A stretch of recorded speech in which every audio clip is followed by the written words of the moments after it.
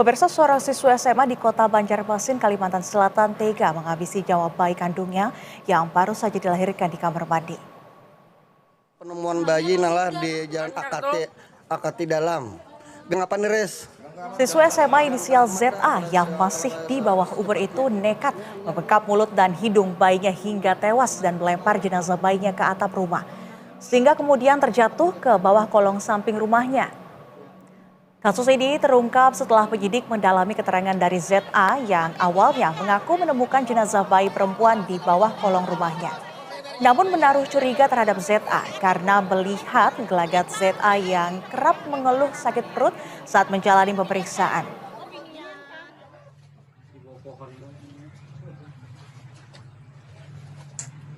Boleh, Pak? Sini.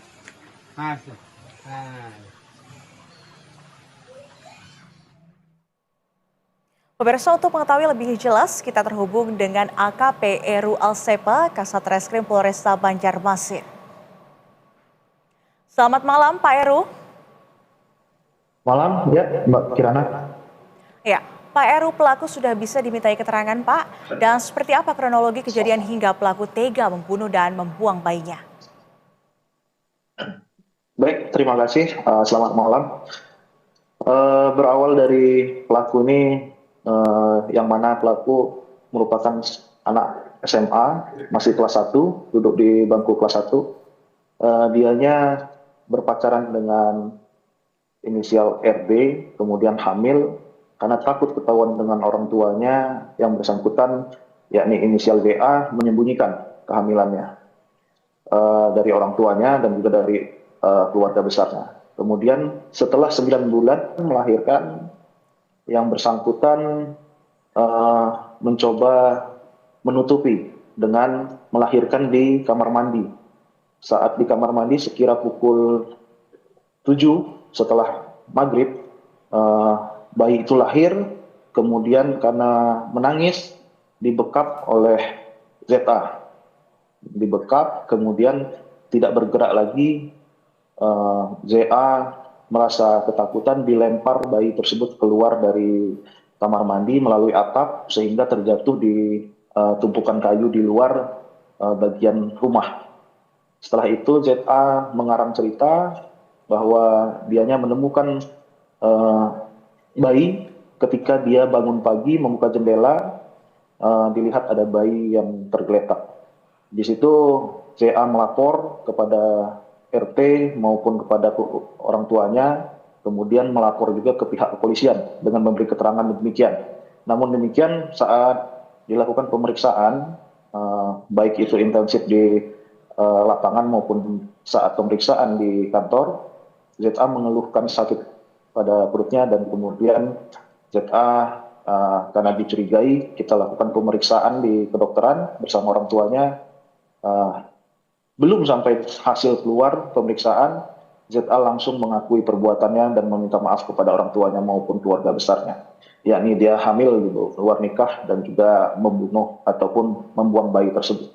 Untuk ZA ini sendiri kita kenakan pasal 80 Undang-Undang Perlindungan Anak, Undang-Undang Nomor 35 Tahun 2014. Berikut juga kita lapis dengan pasal 341 KUHP dengan ancaman 7 tahun karena ZA ini adalah merupakan ibu kandung dari si korban, maka kita perberat sepertiganya pidananya.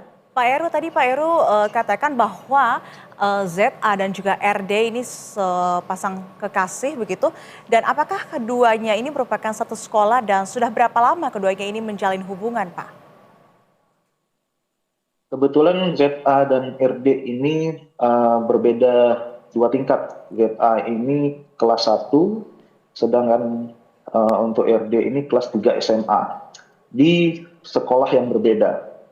Kebetulan kedua sekolahnya memang ada di Banjarmasin, namun untuk ZA di SMK, salah satu SMK, kemudian untuk RD di salah satu SMA yang berbeda dari si korban. Kemudian dari mereka berdua keterangan bahwa mereka sudah berpacaran dari 2023 bulan September dan melakukan pertama kali hubungan intim itu pada Oktober 2023, tepatnya di rumahnya ZA di ruang tamu posisinya. Baik, Demikian. Pak, apakah kekasih pelaku yakni RD juga sudah diamankan dan dimintai keterangan dan apa hasil pemeriksaannya, Pak? Untuk saudara atau inisial RD, yang mana masih bangku sekolah juga, berumur kurang lebih 16 tahun, kita juga lakukan pemeriksaan sebagai saksi, kemudian kita tingkatkan sebagai tersangka atas laporan dari orang tua ZA yang mana terkait dengan persetubuhan, yakni kita kenakan RD pada pasal 81 ayat 2 Undang-Undang RI tahun 35, Undang-Undang RI 35 tahun 2014 tentang perlindungan anak dengan ancaman hukuman maksimal 15 tahun penjara. Baik, terima kasih AKP Eru Alsepa, Kasat Reskrim Polresta Banjarmasin. Selamat malam. Malam, Mbak Kirana.